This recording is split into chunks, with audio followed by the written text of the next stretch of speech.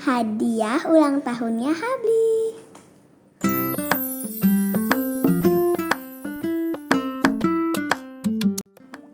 Yang pertama ada bola warna-warni.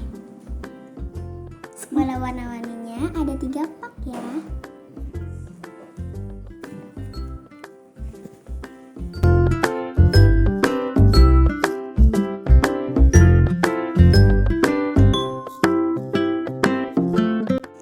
Nah, yang kedua ada tenda mainan. Ini dia.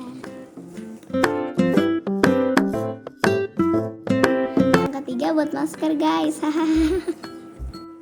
Yang keempat gelas edukasi. Yang kelima ada puzzle. Puzzlenya ada mobil polisi dan bus. Yang terakhir ikat rambutnya ikut guys. Oke teman-teman, itu tadi unboxing kita untuk hari ini. Habis ini kita bakalan nyobain pasang tenda mainannya. Thank you for watching. Jangan lupa subscribe, share, likes, dan nyalakan tombol loncengnya ya teman-teman.